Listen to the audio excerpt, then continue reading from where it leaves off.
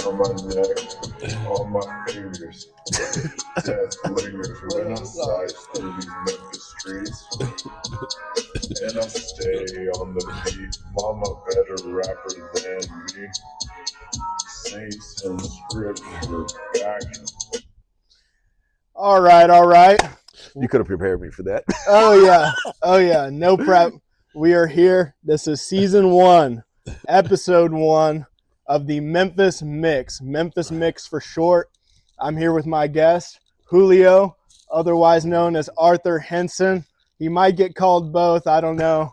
He's French, maybe Mexican, Hispanic, we're not sure. But we are here today to talk about our Memphis Tigers. It is a turbulent week we are coming off of with a heartbreak loss to UAB, a longtime rival, since we've been doing the Battle for the Bones, is it? That is it. That is correct. That is it. We lost the Bones yesterday, but we have bigger fish to fry this week. We have USF at home. What are your thoughts initially? Going back to yesterday, heartbreaking loss. Heartbreaking. I think it was a situation. I don't think the Tigers were overlooking UAB. I just think that UAB came into the game with a very solid game plan of keeping the ball away from us. And then I think that you have to give it to their head coach in the sense that I think coming into it, I think they had a perfect game plan, and he executed it perfectly. I think at the first half, I think the Tigers only had the ball 2 times, if I'm not mistaken. Yep. The total possession in the first half at one point was 2 minutes and I think 10 seconds for the Tigers. Right. The Blazers had the ball for over 22 minutes. So it's a perfect situation that if you do not have the ball in hand, it's hard to score points. Right. And they kept executing. They kept converting third downs. I think for the entire game, they converted third down, I want to say at 83%, if I'm not mistaken. And in college football, that's kind of unheard of. So Yep. you have to give it to them. So, but even with that being said, I think that the Tigers persevered. They showed strength. They showed character. They showed heart. And to be honest with you, when we were down 14 points with 4 minutes left to go in the game, I think there was a 99% chance of UAB winning that game. And for us to be in the very end to have a chance to win that game, it shows a lot about our our character as a Tiger team. Yep. So some things we had in common with UAB is we had a new quarterback.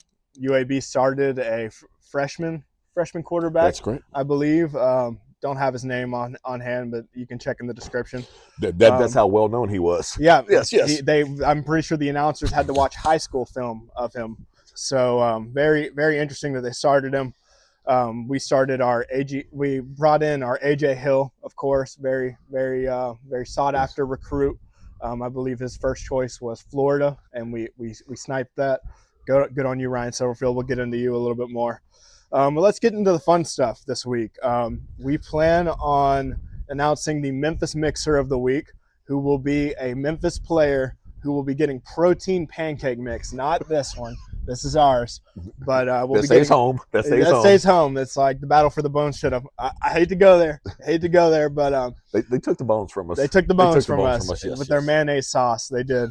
But we will be announcing the Memphis Mixer of the Week later on in the episode, so stay tuned or skip ahead. Do whatever you got to do. Now, Arthur, how long have I known you? Since birth. Since your birthday. Since I was born. Since you were born. Since I was born. And how long have we been going to Memphis? And how many years is that now? 26. 26 years, yes. How many years have we been going to Memphis games together? Out of those 26, probably, I'm going to say a solid 18 maybe? No, 26. You think it's been all 26? Okay. 26. So we're going to go back to like baby. I was at those games. Okay. So we're going to go back to where we're pushing you around in a stroller. Yes. We're going to take it that far Most back. definitely. Okay. And I didn't know the politically correct answer absolutely. on that one. That's fine. Okay. That's fine. We're ironing out the details like we should have ironed this curtain. No hate today. But it's been a fun ride. It has been a fun ride. It's had its ups and downs, which we will get to. Correct. Essentially, I have a 305-day snap streak with your son. We are very close. Which I did not know about until a month ago. Yes, you were informed of the snap streak. Correct. We're going to probably throw a party when we get to 365, who knows, right around Christmas time. Which is very impressive. I have to give it to you, too, which is very impressive. Thank you. He is my son, and I love him. I don't even talk to him every day. So, yes. Someone's got to equally, okay? So, yes. In case you're watching this. Yeah. your son actually helped convince you to be on the show, which I'm very thankful for. He had to say in it. He said, my dad's going to be on a podcast. No way. He wouldn't know how to act. I was a little hesitant. I can't lie to you about this. I said it was a Memphis podcast, though. He's like, oh, no, he's going to love it. Okay. So it worked out. We have stuff to get into, though. First topic. I've been waiting for this one all week. Should the Tiger be a blue mascot? Here's Pouncer. We got Orange Pouncer looking down at the game. The fans can see it. We can see it. There's Pouncer. But what if, just what if he was a blue Tiger? What if? Come on, Arthur. I know you're on my side with this. That's a little rough around the edges. No, honestly, seeing that basically for the first time, I'm one of those bleed blue type of guys, and considering the alternative orange we have in the state, I kind of lean toward the blue side. But after seeing this, I'm going to have to. I think I'm going to have to stick with the original orange on this one. Stick with the original orange. I do. Your take? I'm sorry. It looks a little bit. It looks rough. It looks rough. That looks a little rough around the edges. Yeah. Maybe if he was wearing a black jersey, I don't know. Maybe it's like a Tiger avatar. I don't know, but it just looks. Okay. But we want to hear what you think. Arthur does too. We want to know, and the university wants to know. We're not affiliated, but they want to know, should we have a blue Tiger mascot? Vote in the description now. Keep the video up. Keep on listening. Unless you just want to wait to the end and look at our pretty faces. That's cool too. I'm going to be the first to vote and say no. What is going to be your vote? I'm going to have to say no on this one. Oh, gosh. I'm going to say keep the original. Okay, but what did the university say? The university said, thank you very much for reaching out. We're always looking forward to how we can enhance our brand. Thank you for your support of the Memphis Tigers. Go Tigers, go. That's Gene Prausnitzer. I mean, that's go pretty Tigers. official. Go Tigers. I emailed them so you didn't have to. They know the blue Tigers on the plate. I mean, I think it was great when we had a real Tiger to have a orange Tiger as our mascot, Pouncer.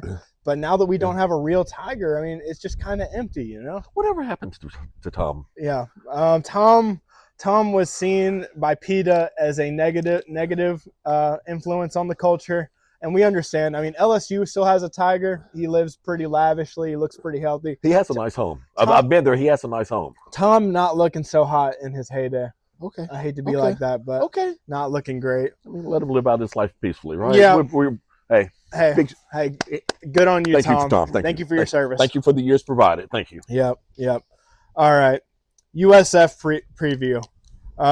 First off, USF in Tampa, right?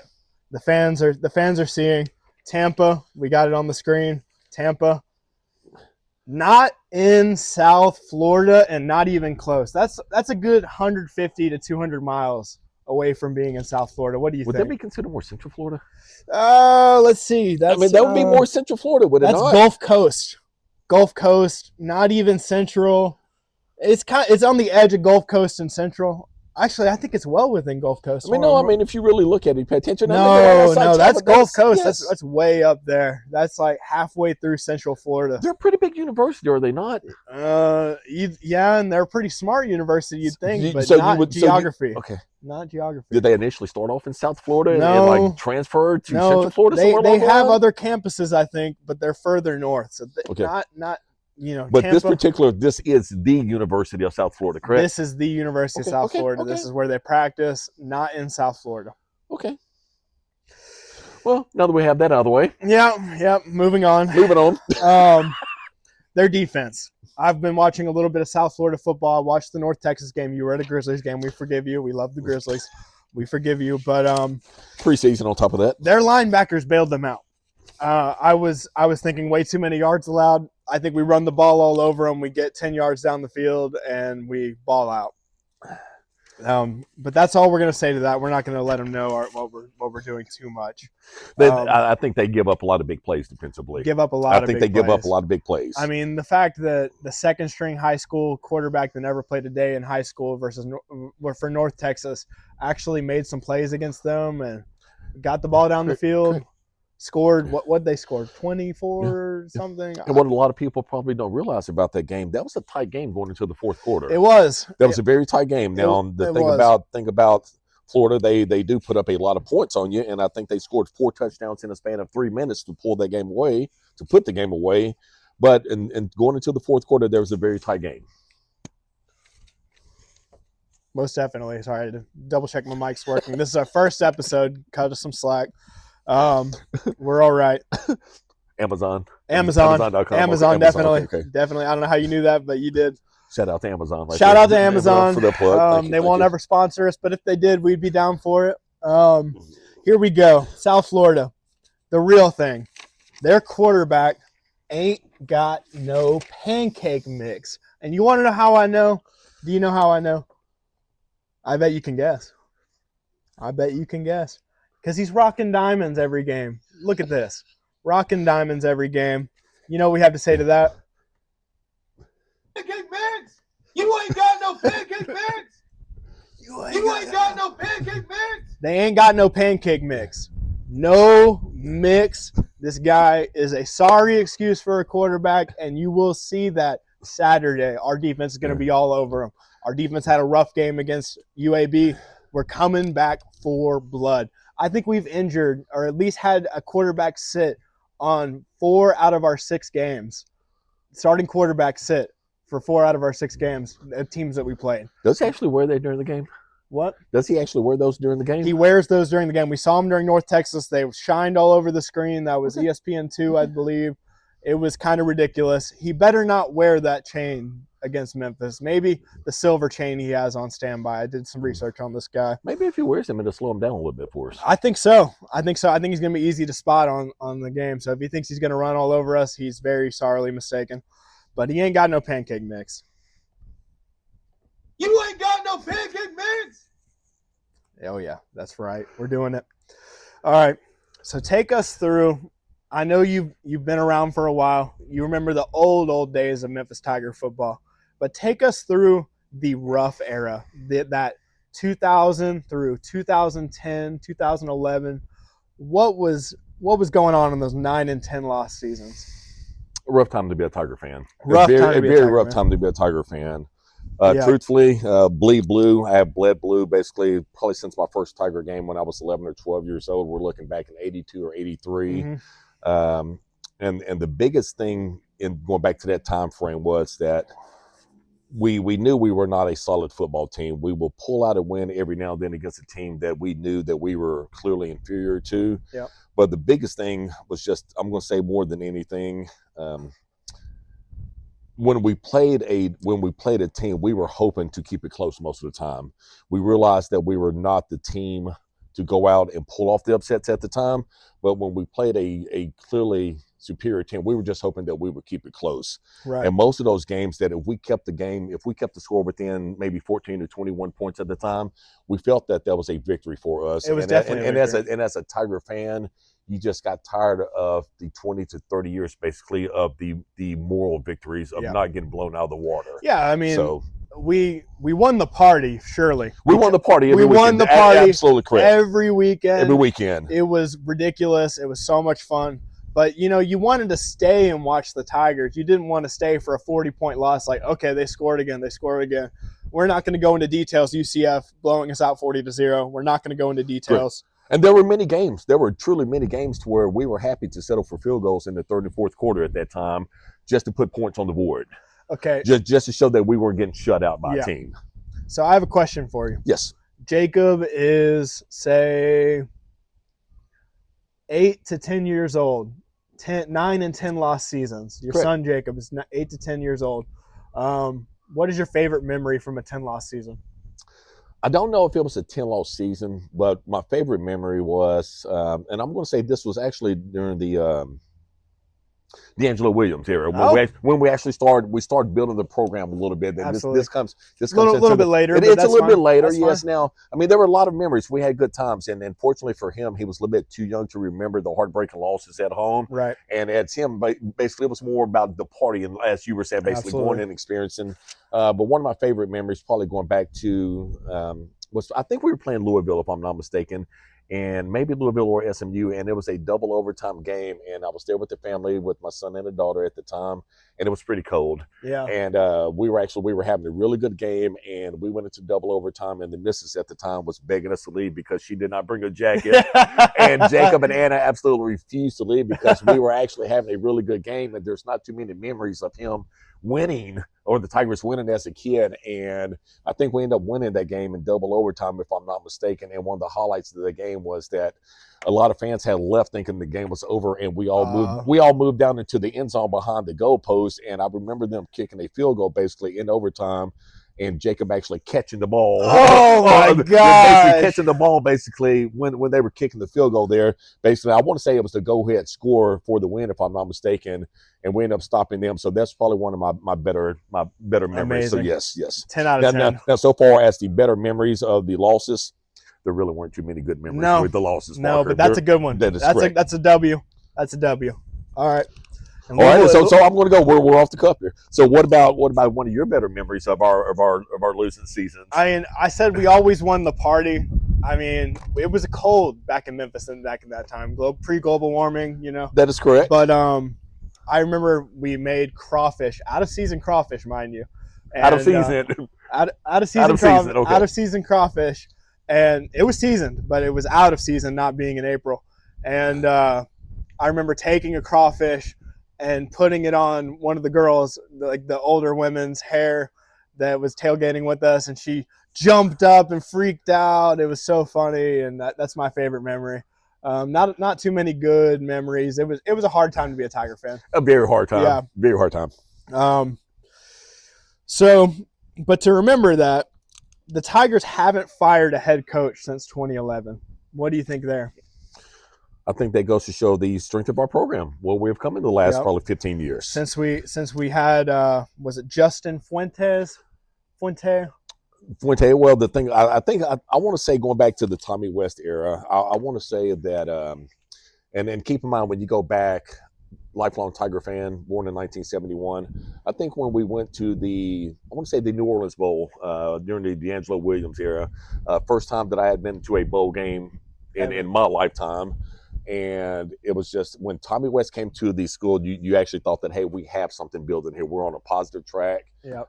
We went down there, and it turned out not to be the case. But at the time, with signing D'Angelo and us going to our first bowl game, we were starting to bring fans back into the stadium. So, and then I really thought that the Tiger football was starting to turn. Yeah. Now the Tommy West era, the thing I will say about the Tommy West era, and I will give him much love for this, and I will say, I truly think with his press conference, him addressing the issues that he did in his press conference when he was telling us basically to get behind the program or scrap it altogether, I do think that was a turning point in the history of the Tiger football program. I want to say that after the Tommy West era, I want to say was it the Larry Porter era for 2 years, if I'm not mistaken. Larry Porter. But I do think very beloved guy in Memphis. And very beloved. A great player. I mean, played from I think 1990 to 93, seventh or eighth in all-time rushing, 20-some odd touchdowns, over 2,000 rushing yards. Just don't come on my football field again. No, very beloved figure in the city. I know. Still Everybody loves him. But it's just a situation. I just think at that time he just wasn't the right coach for us at that time. No. But very, very beloved figure. But going back to Tommy West, and I will move on. But I do think without that press conference, and I don't think Tiger football would be where we are today, because I think that forced the athletic director, and give him credit at the time, R.C. Johnson, that forced him to make the decision to go all in with our program. Yeah.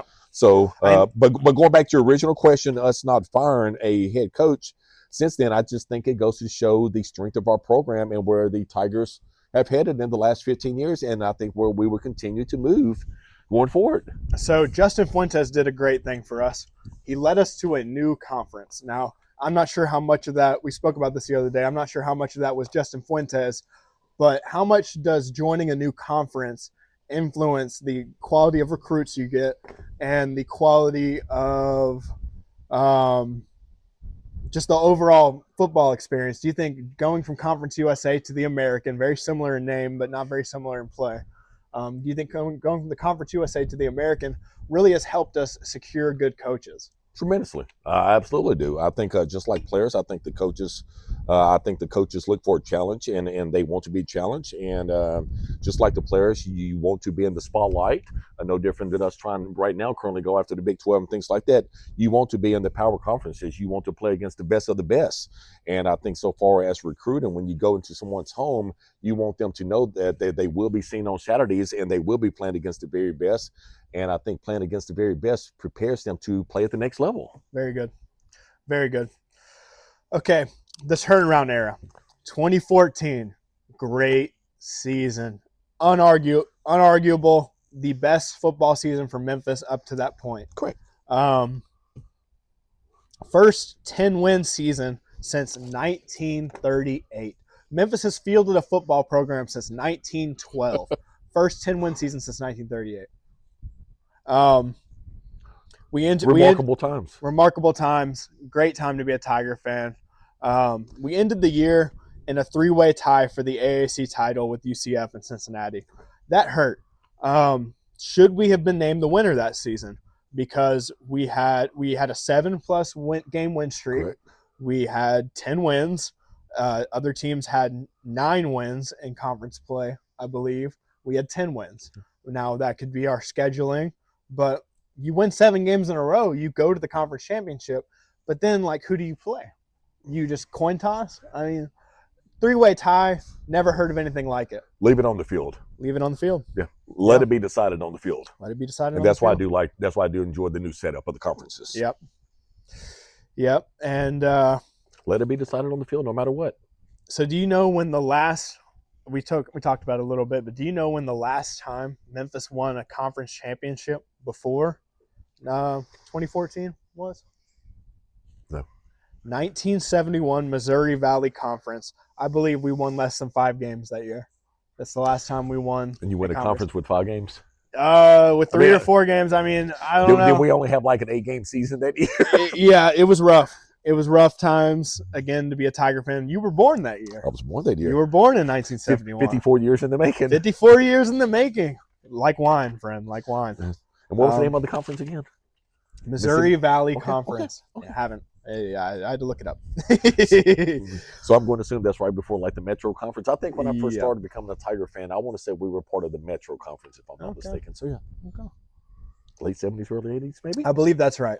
And if I'm wrong on that, be gentle. Okay, so we're still in the 2014 to 2019 era. Justin Fuentes leaves in 2014. Where do you think Tiger football is? Where do I think it is now, or where do I think it was going? Where did you think it was? It was either 2013, 2014, don't grill me. But where did you think it was going when we lose that coach that led us to such an amazing season? I thought we finally get a coach that puts us back on the map. And we did. And we did. to be completely honest with you, I thought that we were going to become irrelevant again.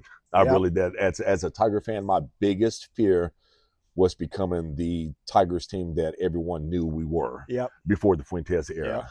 Poverty program. Hate to say it. I mean, honestly, and let's just call it what it is. I truly thought that, hey, we've had a nice run. I appreciate all that he did for us. It was fun while it lasted. Now we're going to revert back to being the Tiger program that we have always been. Yep. So honestly, I was actually terrified of going forward of what our program was going to become. So we get Mike Norvell.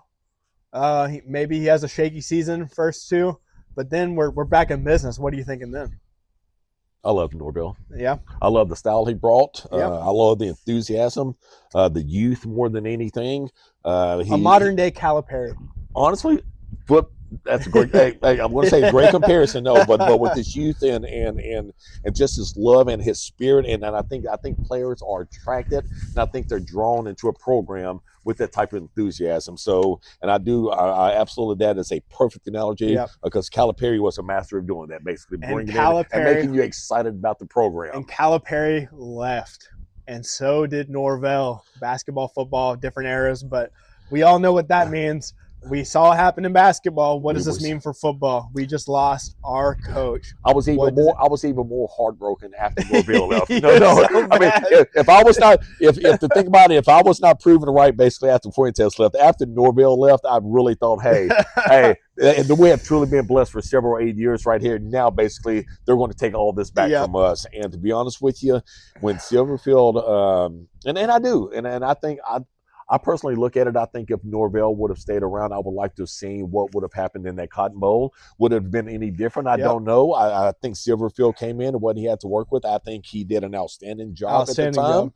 I don't know if we're jumping ahead, but even looking at Silverfield, I did not think that Silverfield was the right man for the position at the time. Yep. But jumping forward a few years, I think Silverfield is the perfect coach for our program. Well, look here. We have Silverfield on his first day officially on the job, accepting that Silverfield jersey from I don't know who, athletic director. Great guy, probably. Love him to death. But let's see. Why are we drawing a blank out today? Because he came after Johnson and it was a good guy and I can't remember his name. Yeah, okay. I know. And we're going to get hammered for this. We're going to get hammered for not knowing this offhand. Okay. First episode. Cut us wow. some Okay. All right. You were supposed to have that information. I ready. know. Okay. Okay. We got Silverfield here in an interview. Okay.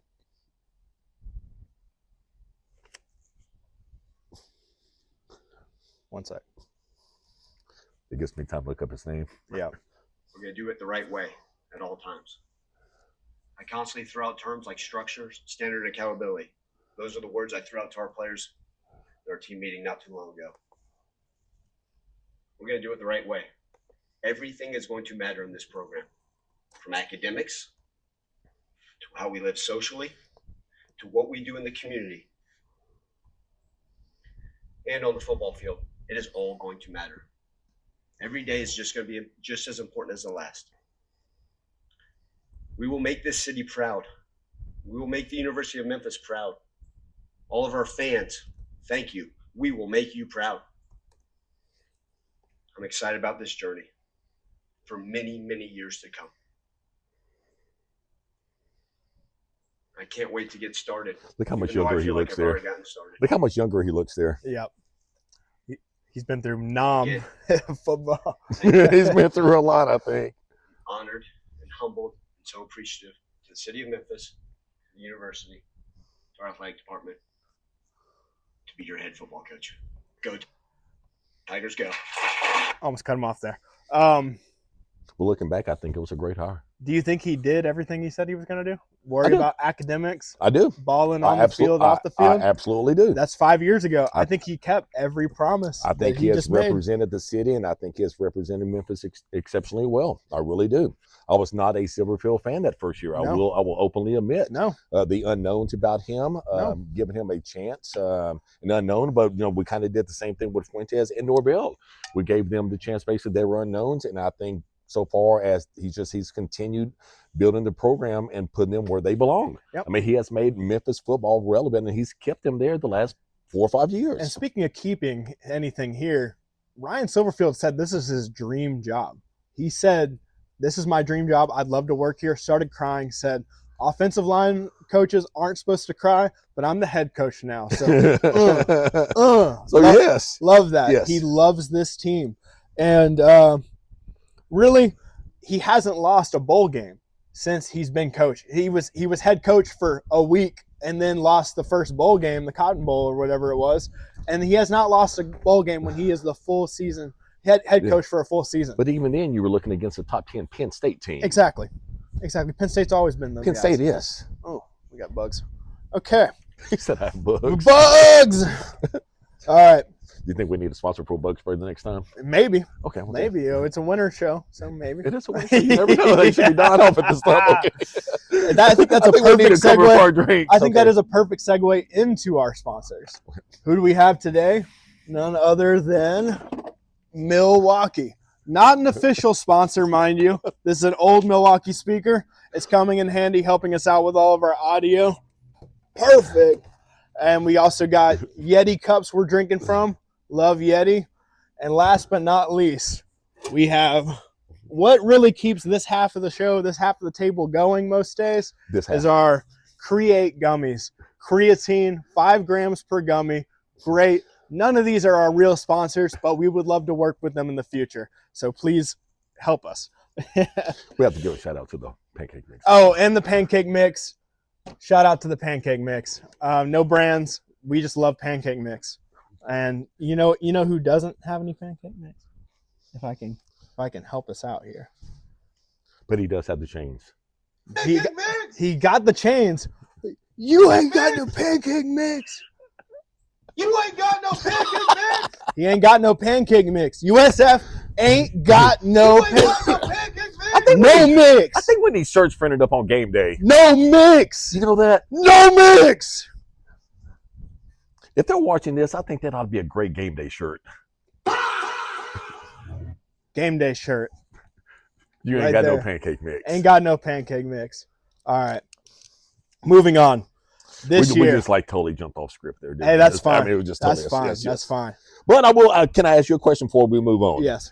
Going back to what you were saying, what do you think Silverfield does at the end of the year? This year, A lot of people are after him this year. I think Silverfield doubles down. I think he gets a $2 million raise in a season or two. Sure. Shout out Ricky. Help Thank you, us Ricky. help Shout us out. set this Thank you. up. Shout out. IT guy. If you need IT help and you got $100,000 a year, he can be yours. Shouts out. Love him. Yeah, love it. Yeah. But Silverfield, I think, doubles down. I think he asked for a raise. He's already getting a $2 million raise in a year or two. And that would put him at $4 million, I think, a year. I think he's right at what 2.9 or something like that. So, if I'm not mistaken, yes. Put him at I could close be to wrong, but I think so. close to $5 million. So, I mean, what are SEC coaches making? Like 7, 8, 9? No. Actually, it's funny that you say that. I was at the house last night. I want to say Kirby Smart and the likes. I want to say 12. I think over 12. That's Kirby Smart. That's Kirby. I understand, but it's still. But you look at. I mean, the Indiana coach. He just got an extension basically, and he's making now $11 million a year. I mean, I understand the top 10 coaches. They're making $10 to $11 million a year. But if you look at that separation, you're telling me that Silverfield he has to be worth more than $2.9 million a year. He will be, and he will because another team will come along. Say if a Penn State comes along and grabs a coach like Silverfield, they will offer this man $6 to $7, $8 million a year. Yeah, and he's going to be making. And James Franklin was making 11, if I'm not mistaken. What's another $1 million versus a national championship? Is what I pose to you. Memphis has a clear shot through the American every single year. Every year, absolutely. Without Cincinnati and SMU in our conference or UCF, any outliers, we can dominate. No, and all things considered, you have the Power 4 conferences now. But when you look at your programs like South Florida, when you look at your programs like Memphis, Navy, Tulane, these programs basically are going to be in the battle for the non-power playoff every single year. So I do think that he has a better route to a playoff with Memphis than he does through a team like Penn State. I agree with that wholeheartedly. And he has a lot vested in Memphis. Doesn't even go here. They don't even go here. They don't even go here. They go to Power 4 conferences. I would like to see him stay and look at the job he's done with just this year. How many players did he bring in this year, if I'm not mistaken? 70. Almost 70. I mean, you're looking at a complete rehaul right now. And before the UAB game this past weekend, he was 6-0. Yeah. I mean, we were an undefeated team basically going into a game which we clearly should have won, but this is college football and things happen. I mean, teams are going to have bad losses. I think we're top 5 in number of recruits. That's correct. It's just a bad loss. And another thing is, if you're Arkansas and you're looking for another coach, you know what I have to say to that? Stay the hell away from our guy. How about that? Catch me outside. I don't see you here, Arkansas. Catch me outside.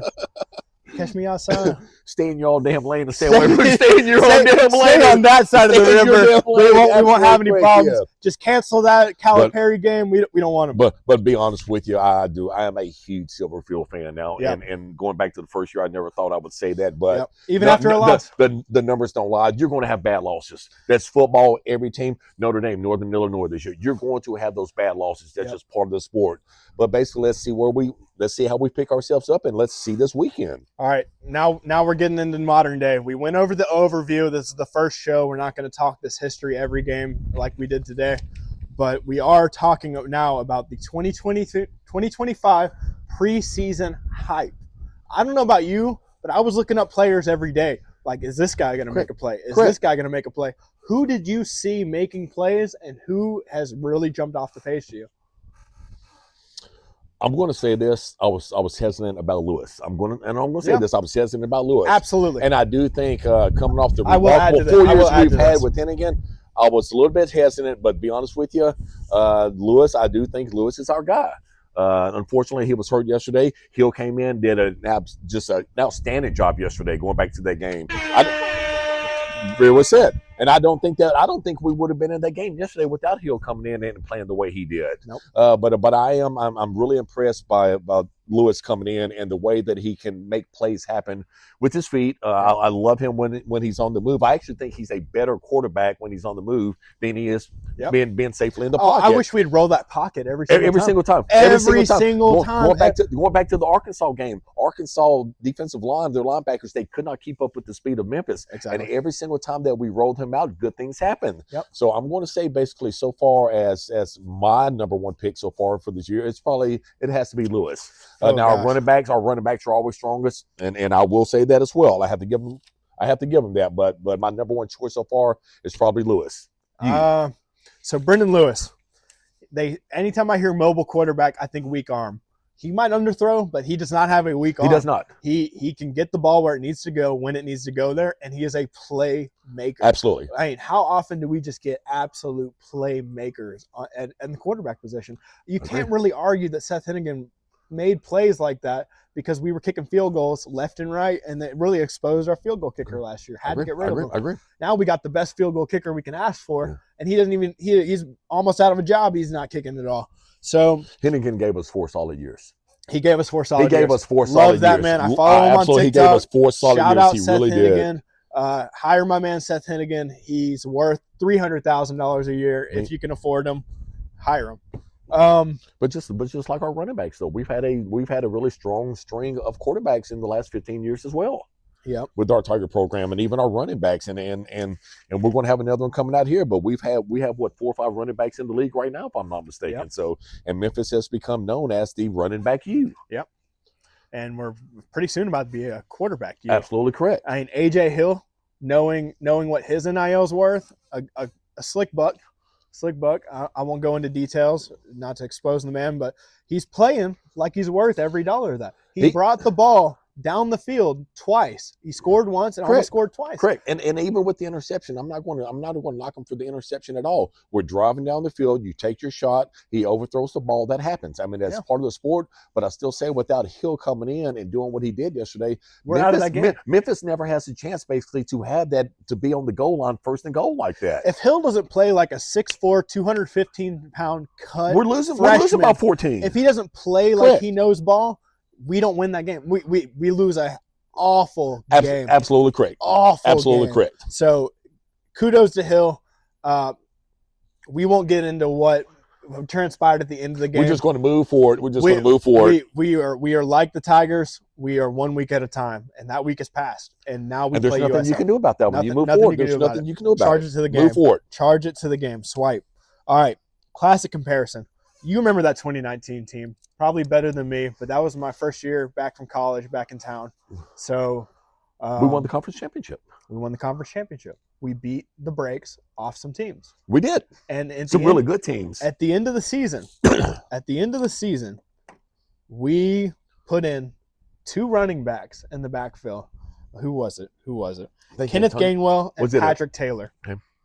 These guys caught all over Cincinnati and SMU. Did it all. Balling. Can we see that this year?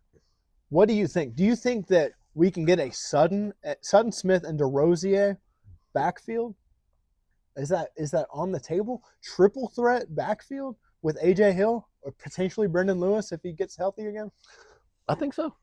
I really do think so. I don't. The thing about this team, I don't think we're as explosive as we were back in 2019. I really don't, with the big time plays. But they have the capabilities of making those big time plays at any time. Going back to yesterday's game, one last time. Went into the fourth quarter. The clock is winding down. We're under a minute. We hand off the ball, and he scampers for almost a 50-yard touchdown run. They can do it at any single time, and that's what I like about this team. They never give up, and they never say die. Ever. Never. So, but I do think we do have the potential of that. Absolutely correct. And even going back, and hopefully we're not jumping too far ahead right now, but there's still a path basically for Memphis to make it to the championship game this year. This season is not over. This season is not over. It's just one bad game. Yep. We still have those teams at home, and if we do what we're supposed to do, we're still playing in the conference championship, and we still have a shot at the playoffs. Hey, if I have anything to say about it, I'm going to be at those home games. You're going to be at those home games. We're going to be screaming. We're going to be screaming. We're going to be screaming. Screaming. Correct. All right. Now the most fun part of the Oh, show. God. I have this. If you But- want to show your piece of paper, But- flip it over. Okay, but I'm going to go back to 2019 real quick. Us beating Cincinnati at home and then forcing them to come back and play us again at home. Those were fun times, and been to a lot of Tiger games. And the first time in my entire life that we actually went onto the field and celebrating. And I mean, literally happy, just tearing up, so excited, so enthusiastic about being a Tiger fan. I got on the field. You were on the field with us. We were all on the field. We were on the field. We were balling out. We were like, "Where's our friends? Hey, Where's our friends?" They can't keep us all from going on the field. No, they can't catch us cannot. all if they did not. I'll break my ankle if I have to. Let me on the field. Okay, what are we looking at? All right, we're looking at that where I did a little pretty art drawing on your paper. It's all pretty. Oh, thank you. That. Oh, okay. Can you show the camera real quick? Because we are in the Memphis mix. This is the Memphis mix. Welcome. You're welcome. We're welcome. Go Tigers. Go Tigers. Okay. So we got the first clip here that I'm gonna show the audience in just a second. But long story short. You're wearing a shirt. I'm wearing a shirt. Milk. He needs some milk. He needs some milk. Let's see what we got here. This is Tulsa. Tosses out to Greg DeRosier. How about that? DeRosier. Let's see that one more time. Tosses out to Greg DeRosier. How about that? DeRosier. Hurdle. We're at that game. I'm right there. I'm just now talking about gosh, what was it? We just scored. He kicked it. He missed the field goal. DeRosier, we're talking. All of a sudden, DeRosier is jumping over their best player on defense. Balling. What is that guy? Hold on. You know what? You ain't got no pancake mix. He ain't got no pancake mix. Clearly, he needed milk. He needed milk. He needs some milk. Needed milk.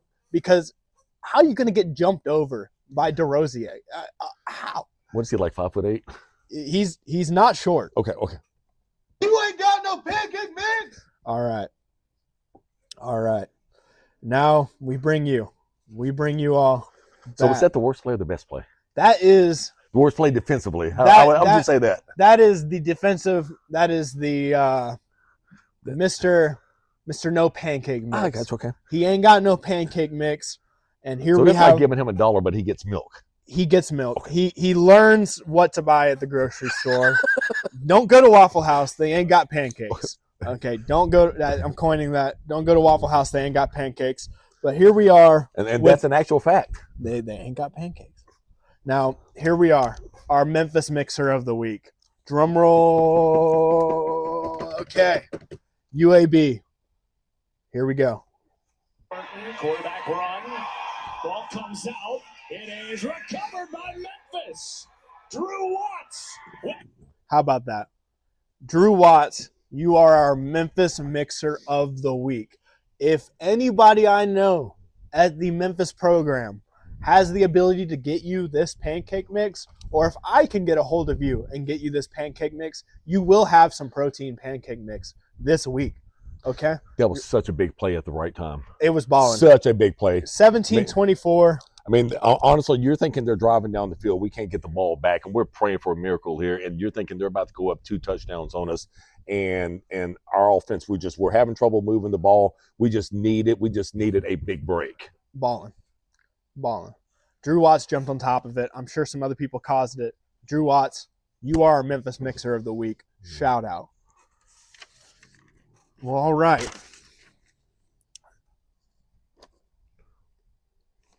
So there's something about being from Memphis, and maybe you can help me put this into words, but we have coined, we are grind city. We have grit and grind.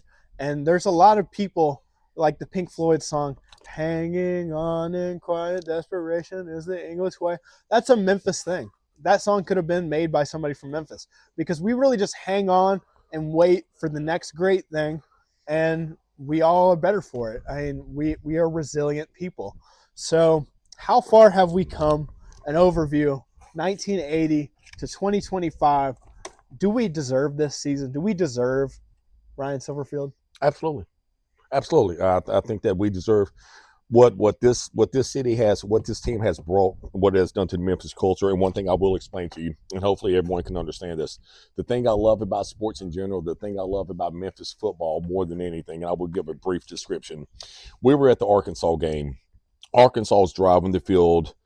And we're all sweating it out, thinking that they're going to hold the ball. We all know the outcome of this game. Basically, we get the last minute fumble, things like that.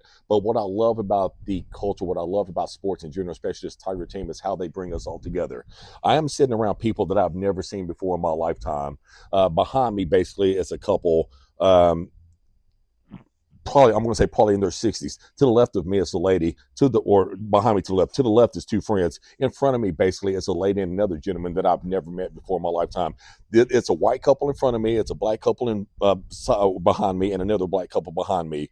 And the thing about it, we're all as one at that very moment. We're all rooting for the exact same thing. There's no woman, there's no man, there's no young, there's no old, there's no black, there's no white, there's only blue at the stands at that And time. that is a Memphis thing. That is such a Memphis thing. Yeah. And I'm telling you, it's God's my witness. When they fumbled that ball, the excitement and the love we all felt for each other at that moment, it's indescribable. I don't even know this lady in front of me, and her husband is right here. And literally, when we're fumbling, I'm high-fiving the people behind me. I grab this lady, and I'm hugging the lady that I've never seen before in my lifetime. And my wife is right there. She's doing the same thing, and we're all as one, and we're unified. And that's the Memphis grit and grind that I love so much. And you're never out of it. Yeah, and it's a shame that doesn't exist anywhere else. This is the capital of the civil rights movement, and it doesn't matter how you look. It doesn't matter. It doesn't matter how you dress. It doesn't matter your economic, social. It doesn't matter. It doesn't matter. It doesn't matter. You can pull up in a Rolls Royce. It doesn't matter. I'm still going to hug you like you drive a Toyota Camry. And at that time, we were all as one. We were just all caught up in the moment right there. And then I think that describes it best. I really, really do. All right. And I hope that touches some people, but that is the absolute truth. Absolutely. So moving on, USF game predictions. What is the final score of the USF game? We have A.J. Hill. I'm thinking he airs it out. I think the over-under, we don't have it here. It's going to change, but maybe 61 points they're calling for. It's Louis Gum. For all intents and purposes, let's just say Hill is going to be in. Let's just say Hill is going to be in. Your prediction. My prediction. Oh, put me on the spot. USF, they got a tricky quarterback. I think it's going to be high scoring. What did we allow against Arkansas? 31? I think it was 33-31, if I'm not mistaken, was the final. I think it was 32-31. Was it? It may have been. I think we were down. We won by down to 1 1 or 2. Okay. I think it was 32-31. Okay. Great homework, right? Yeah. Sorry. But I just know we beat them. So I'd say really matter. USF puts up 34, and I'm going to pick my Tigers. I'm going to pick the Tigers. Absolutely correct. I'm thinking we put up 42. I think we're all touchdown, no funny business. I think he figures out that little bit of an overthrow, and I think we dial it in. And I really think when he has all week to prepare, this A.J. Hill is going to show why he's our $1 million man. I agree. I do think 42-34. I think it's going to be a high-scoring game. I think it's going to be one of those situations that if you go down the field and if you decide to kick field goals, you're going to come out on the losing end of the game. I don't think field goals are going to win this. I think you have to be. I think last night at one point we were 88%. I think in the red zone. I think that we're going to have to score every single time we're in the red zone to keep track with them. It's a matter of whose defense is going to spend the longest amount of time on the field. That's going to be exposed to heaviest. We're going to run the ball down their throats. I think we're going to need that running game. I do think we're going to need that running. I think our running game is better than the running game. But on the flip side of that, I mean, they can't put up a lot of points just the same as we can. I do think it's going to be high scoring. If I have to guess, to be honest with you, I'm probably thinking like you, maybe I'm going to say somewhere around 42-35, 45-35 maybe. And I do predict a Tigers victory. And with a Tigers victory, that's going to put us right back into the driver's seat. So locking in 45-35? I think 45-35. Yes, okay, absolutely. I got 42-34. Let's see it. Let's see what we get done. Another key factor, I think special teams. I think special teams is going to be big. I think we need really good field position starting off against South Florida. And I do think, or Central South Florida. We don't even know which one we're Don't playing right even there. know See, which the one. math just threw me These all guys off. were nobody last it's year, just, no, and the year before, Tampa. and the year before that, and the year now before that that. you show me basically Tampa, I'm going to call them Yeah. Central Florida every time. Anyway, That team from Tampa. that team from Tampa, That absolutely team correct. from I don't know Tampa. what you're saying. Yes, they spend more time on the beach. I don't know what to tell you, right? I don't know. So anyway, man. hey, and I will say this: I have been reading a lot on Twitter, and they have been talking a lot of smack on Twitter. And going into and what makes it so bad going into this game, they kept saying, "Hey, why is Memphis ranked ahead of us?" At one time, they haven't played anybody, and my response was, "Hey, I guess we're going to leave it on the field when we see each other." And to take the loss against UAB this past weekend, I haven't been saying much on Twitter the last day or so. Why was Memphis ranked ahead of you? Because we didn't lose to Miami. But I do think this weekend is going to basically, regardless of the situation, whether they win, we win, basically, that's going to put all that to a rest. We're going to find out who's the better team this weekend. So, all right. But I do predict a Tigers victory. We went start to finish, but finish to start really. Through all the old memories of our 10 loss seasons, we covered everything. We shouted out our Memphis Mixer of the Week, Drew Watts, jumping on that ball. Hit up the Google poll for our vote. Should Pouncer be painted blue? You've seen the graphics from the Memphis Tigers of each game. He says no. I say yes. Paint him blue. We need a blue Pouncer. Rename so you did him. say yes. Rename him. Did you say yes to the blue? Yes. I'm the one that emailed the school. I emailed the school and I made this poll. We are painting Pouncer. Oh, you do want him blue? Yes. Okay, I'll say okay. All right. Last thoughts. Just my last thoughts on the game. 11 o'clock game, and it is an early game, but I do think a Tiger fans, you need to come out and support the team. This is a big game for the Tigers. Pack the ball. This will put us back in basically, and all the naysayers basically saying that Memphis basically were the team that we thought they were this past weekend. Let's pack the bowl basically, pack the stadium. Let's get a win basically, get back in the win column, and putting us back in the win column, and we're back in control of our own destiny, and that's the only thing that we can ask for. We have South Florida here, we have Tulane here, we have Navy here. Yep. And if Memphis goes on another win streak to finish the season, basically we're 6-1 right now. If we finish 5-0, we're basically playing for the conference championship here against whichever team that I don't know. But if we win out, basically we get to play in the 12-team playoff, and we get to make history. Your thoughts? From the 901 to your ears, if you ain't got no mix, you ain't Memphis. You ain't got